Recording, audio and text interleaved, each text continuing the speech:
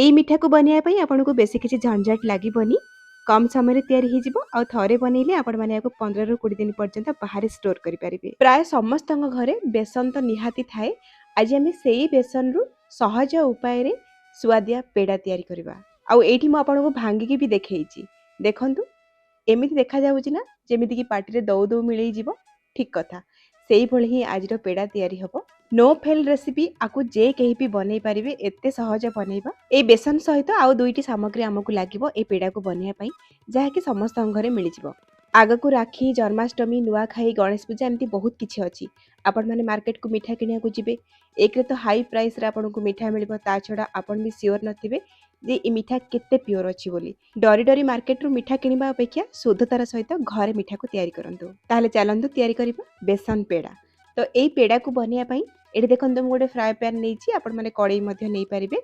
आउ गोटे जगाटे सेट करिबे गिना हो कप हो ग्लास हो।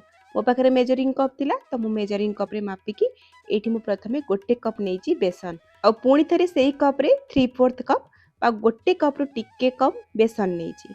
तो मु काहे की नेछि आपन को कहूची देखंतु कपटा जत्ति खाली थिला ना सेइथिरे मु 4 चम्मच दउची मैदा। 4 चम्मच मैदा देकी कपटा को फुल करनबा तो टोटल बेसन आ मैदा हेकी 2 कप हैला। तो मैदा 4 चम्मच दबार कारण कौन कि मार्केट भली मिठार टेस्ट आसीबो। खाली बेसन बेसन लागिबोनी भल लागिबो टेस्टटा। आपण माने 4 चम्मच मैदा जगह 4 चम्मच गहम अटा मध्ये नै परिबे नाही तो केवल 2 कप एठी बेसन नै परिबे आपणकर इच्छा। एबे हमें हमर ए पैन को चुली ऊपर बसेबा। फ्लेम को लो टू मीडियम रे रखिबा आ एई भली सुखिला रे प्रथमे गोळे गोळे आमे 3 रु 4 मिनिट भाजी नबा। एमिति टिके सुखिला रे भाजी देले कोन हबो ना जो बेसन आ मैदार कंजा बास्त्राटा पळै जिवो आ आमे इतरे जो घियो पकेबा आमको घियोटा कम लागिबो। दर्शक बंधु आज ये रेसिपी जदि आपको पसंद आसिबो वीडियो को लाइक करेंगे शेयर करेंगे चैनल रे नुआ थिले सब्सक्राइब करनेबे फेसबुक पेज रे देखुथिले फॉलो तो निश्चय करेंगे। आ रेसिपी उपरे आपनकर मतामत कोन मते कमेंट सेक्शन रे निश्चय जणेबे। तो एई भली लो मीडियम फ्लेम रे मु 3 मिनिट पाखापाखि भाजी नेइची बेसन आ मैदा को। एबे हमें जो कप रे मापिकी मु बेसन को नेइथिली ना सेई कप रे मापिकी एठी मु आधा कप नेइची गुआ घियो। गुआ घियो को मेल्ट करके बा तरळे की मापिकी नेबे मापटा आपण सठिक पाइबे। 2 कप बेसन पाई आपणकर आधा कप घियोटा एकदम परफेक्ट माप मु आपनको दउची। आ घियो को पूरा एकाथरे पकई देबेनी अल्प अल्प देकी गोळेबे जोथि पई कि आपण माने जानि परिबे जे आपनको केते घियो लागिबो।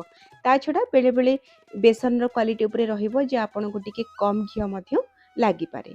ए मिठा बनेबारे सबुठु मेन कथा बा इम्पोर्टेंट कथा हला फ्लेम को जम्मारु हाई करिबेनी लो टू मीडियम भितरे रखिबे नाइ तो लो फ्लेम रे रखिकी कंटिन्यूअसली गोळे गोळे आको भाजिबे।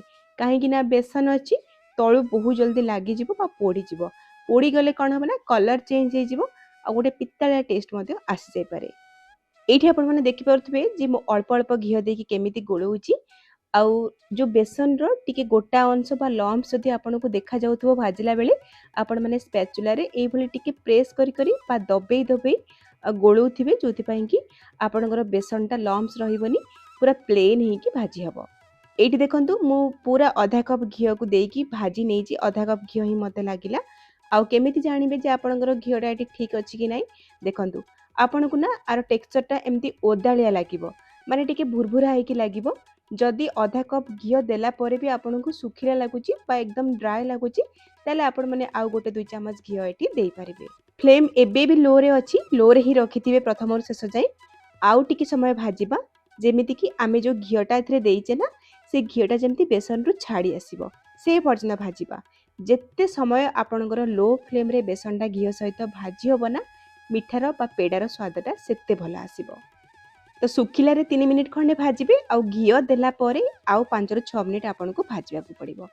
तो एई भली आउ 5-6 मिनिट भाजिला परे देखंतु मु टिके बाडे की देखौची स्पैचुला रे घियो घियो भली आपनको देखा जाउथबो ना जानिबे बेसनटा पूरा भलरे भाजी हे गला आउ बेसन रु घियोटा पूरा छाडी आसला।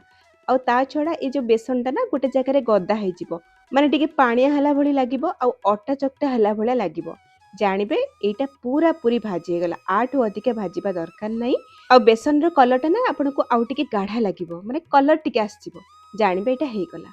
एबे हमें आको गोटे प्लेट को बाहर करनबा जेहेतु पैन टा बहुत गरम अछि सेइथिरे जदि आपण माने बेसन रो मिक्सचर को छाडी देबे ना କଲର୍ ହେଇଯିବ ବା ପୋଡ଼ି ଯାଇପାରେ। ସେଥିପାଇଁ ଆମେ ଗୋଟେ ପ୍ଲେଟ୍‌କୁ ବାହାର କରିକି ଟିକେ ଏମିତି ଖେଳେଇ ନେବା ଆଉ ଆକୁ ଥଣ୍ଡା କରିବା ପାଇଁ ଛାଡ଼ିବା। ବହୁତ ଗରମ ଅଛି। 4-5 ମିନିଟ୍ ପାଇଁ ଆକୁ ଆପଣମାନେ ପଙ୍ଖା ତଳେ ଛାଡ଼ିଦେବେ। ମାନେ ଅତି ଯେଉଁ ଗରମଟା ଅଛି ସେଇଟା ଭାଙ୍ଗିଯିବ ଓ ହାଲକା ଉଷୁମ ଥିବ। ସେଇ ଅବସ୍ଥାରେ ଆମେ ନେକ୍ସଟ ପ୍ରୋସେସଟା କରିବା। ତ 2 କପ୍ ବେସନ ପାଇଁ ଏଇଠି ଦେଖନ୍ତୁ ମୁଁ ସେଇ କପ୍‌ରେ ମାପିକି 1 କପ୍ ନେଇଛି ଚିନି। ଯଦି ଆପଣମାନେ ମିଠା କମ୍ ଖାଉଥିବେ ତାହେଲେ ଏଇଠି 2-3 ଚାମଚ ଚିନି କମ୍ କରିକି ନେବେ। ଆଉ 1 କପ୍ ଚିନିକୁ ମୁଁ ଗ୍ରାଇଣ୍ଡର ଜାର୍‌ରେ ଦେଇଛି। ତା ସହିତ 3ଟା ଗୁଜୁରାତିକୁ ମଞ୍ଜି କେବଳ ବାହାର କରିକି ଚୋପାରୁ ଦେଉଛି ଆଉ ଆକୁ ପାଉଡର କରିକି ନେଇ ଆସିବା। ଏବେ ଆମେ ସେଇ ଯେଉଁ ବେସନ ମିକ୍ସର ଉପରେ ଗୋଟେ ଜାଲି ବା ଚଲା ରଖିବା ଆଉ ତା ଉପରେ ଚିନି ଯେଉଁ ଗୁଣ୍ଡ କଲେ ଆମେ ତାକୁ ଦେଇକି ଚଲେଇ ନେବା। ଚିନି ଗୁଣ୍ଡ କଲା ପରେ ବି ବେଳେବେଳେ ଚିନିର ଗୋଟା ରହିଯାଇଥାଏ, ସେଥିପାଇଁ ଚଲେଇ ନେବେ। ନ ଚଲେଇଲେ କ'ଣ ହେବ ନା ମିଠାରେ ଚିନିର ଗୋଟା ରହିଯିବ, ମିଠା ଖାଇଲା ବେଳେ ଜମା ବି ଭଲ ଲାଗିବନି। ଏଇଠି ଆମେ ବେସନର ଲଡୁ ତିଆରି କରୁନେ, ପେଡ଼ା ତିଆରି କରୁଛେ। ତ ପେଡ଼ାର ଟେଷ୍ଟ ଆଣିବା ପାଇଁ ଟିକେ କ୍ଷୀର କ୍ଷୀର ଟେଷ୍ଟ ରହିବା ଦରକାର। ସେଥିପାଇଁ ସେଇ କପ୍‌ରେ ମାପିକି 1/2 କପ୍ ମୁଁ ଅମୁଲ ଦେଇଛି। ଯେକୌଣସି ବ୍ରାଣ୍ଡର ଆପଣମାନେ ଏଇଠି ମିଲ୍କ ପାଉଡର ନେଇପାରିବେ। ତ ଏବେ ଆମେ ଚିନି, ଅମୁଲ ଆଉ ଆମର ଯେଉଁ ବେସନର ଭଜାକୁ ଭଲ ଭାବରେ ହାତରେ ଏମିତି ଘଷି ଘଷି ଚକଟି ନେବା। ଯେମିତି ଚୁଡ଼ା ଘଷା ଘଷନ୍ତି ଠିକ୍ ସେଇଭଳି ଭାବରେ ଆପଣମାନେ ଘଷି ନେବେ। ଆମର ବେସନର ମିକ୍ସରଟା ହାଲକା ଉଷୁମ ଅଛି। ଆଉ ଯେତେବେଳେ ଚିନିର ଗୁଣ୍ଡକୁ ଆପଣମାନେ ସେ ଯେଉଁ ଉଷୁମ ବେସନ ଭଜାରେ ଦେଇକି ଗୋଳେଇବେ ନା, ଚିନିଟା ଭଲ ଭାବରେ ମିକ୍ସ ହେଇଯିବ। ପ୍ରଥମେ ତ ଆପଣଙ୍କୁ ଶୁଖିଲା ଶୁଖିଲା ଲାଗିବ।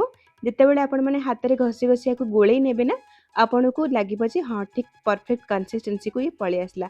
ମାନେ ଆପଣଙ୍କର ପେଡ଼ାଟା ଠିକ୍‌ରେ ବାନ୍ଧି ହେବ। ସେଇଭଳିଆ ଆପଣଙ୍କୁ ଏଠି ଟେକ୍ସଚରଟା ଲାଗିବ। ଯଦି ଆପଣଙ୍କୁ ଭଲ ଭାବରେ ଗୋଳେଇଲା ପରେ ବି ଶୁଖିଲା ଲାଗୁଛି, ତେବେ ଆପଣମାନେ ଏଥିରେ 1-2 ଚାମଚ ଘିଅ ଦେଇକି ମିଶେଇ ନେବେ। ଡରିବେନି ବା ବ୍ୟସ୍ତ ହେବେନି, ବହୁତ ଭଲ ଭାବରେ ଏଇଟା ବାନ୍ଧି ହେଇପାରିବ।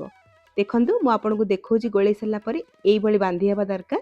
ମୋତେ ଆଉ ଏଇଠି ଏକ୍ସଟ୍ରା ଘିଅ ଲାଗିନି। ବେସନକୁ ଭାଜିଲା ବେଳେ ଯେଉଁ 1/2 କପ୍ ଘିଅ ଦେଇଥିଲି ବାସ୍ ସେତିକି ହିଁ ମୁଁ ଦେଇଛି।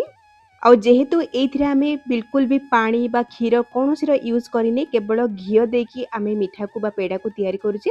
ଏ ମିଠାକୁ ଆପଣମାନେ ବାହାରେ 15-20 ଦିନ ପର୍ଯ୍ୟନ୍ତ ରଖିପାରିବେ, କିଛି ବି ଖରାପ ହେବନି। ଏବେ ଆମେ ପେଡ଼ା ବନେଇବା ଷ୍ଟାର୍ଟ କରିବା। ହାତରେ ଅଳ୍ପ କିଛି ପୋର୍ସନ୍ ନେଇକି ଏମିତି ଗୋଟେ ଚିକଣିଆ ଗୋଲଟେ ବନେଇ ନେବା, ତାପରେ ଏମିତି ରୋଲ୍ କରିନେବା। ଆଉ ଏଇଭଳି ଭାବରେ ମଝିରେ ଆଙ୍ଗୁଠି ରଖିକି ଆମେ 4 ସାଇଡ଼୍‌ରୁ ସମାନ କରିନେବା। ମୁଁ ଏଇଭଳିଆ ସେପ୍ ଦେଉଛି, ପେଡ଼ା ସେପ୍ ଦେବା। ଆପଣ ଚାହିଁଲେ ଟିକେ ଫ୍ଲାଟ୍ କରିକି ବା ଚେପ୍ଟା କରିକି ପେଡ଼ାକୁ ବନେଇ ପାରିବେ, ନାଇଁ ତ ଗୋଲ ଗୋଲ ଲଡୁ ପରି ମଧ୍ୟ ବନେଇ ପାରିବେ। ଏଇଠି ଦେଖନ୍ତୁ ସୁନ୍ଦର ଦେଖାଯିବା ପାଇଁ ପେଡ଼ା ମୁଁ ମଝିରେ ଗୋଟେ କଟା ପିସ୍ତା ଦେଇକି ସଜେଇ ନେଇଛି। ଦେଖନ୍ତୁ ପ୍ରଥମ ପେଡ଼ାଟି ଏଠି ରେଡ଼ି ହେଇଗଲା। କେତେ ସୁନ୍ଦର ଦେଖାଯାଉଛି। ପେଡ଼ା ଯଦି ଡ୍ରାଏ ଲାଗୁଥିବ ବନେଇଲା ବେଳେ ଆପଣ ଟିକେ ଘିଅ ହାତ ହେଇକି ମଧ୍ୟ ପେଡ଼ାକୁ ବନେଇ ପାରିବେ, ଆପଣଙ୍କୁ ଇଜି ହେବ।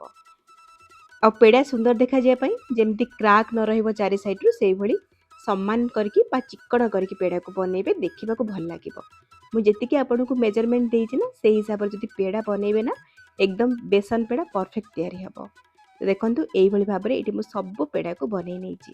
ଏକଦମ ଦୋକାନ ପେଡ଼ା ଭଳିଆ ଲାଗିବ, ସେଥିପାଇଁ ଅଳ୍ପ ଟିକେ ଟିକେ ସିଲଭର ବର୍କକୁ ମୁଁ ପେଡ଼ା ଉପରେ ଲଗେଇ ନେଉଛି ବା ଆମର ଯେଉଁଟା କହନ୍ତି ଚାନ୍ଦି ବର୍କ ସେଇଟା। ଏଇଠି ମୁଁ ପେଡ଼ାକୁ ଏମିତି ସଜେଇଛି, ଆପଣମାନେ ଯେକୌଣସି ଡ୍ରାଏ ଫ୍ରୁଟ୍ସ ଦେଇକି ମଧ୍ୟ ସଜେଇ ପାରିବେ ନିଜ ପସନ୍ଦରେ। ଏଇଠି ଆମର ବେସନ ପେଡ଼ା ରେଡ଼ି। ଆପଣମାନେ ବନାନ୍ତୁ। କେମିତି ଲାଗିଲା ଆପଣଙ୍କ ଅନୁଭୂତି ମୋ ସହିତ ସେୟାର କରନ୍ତୁ।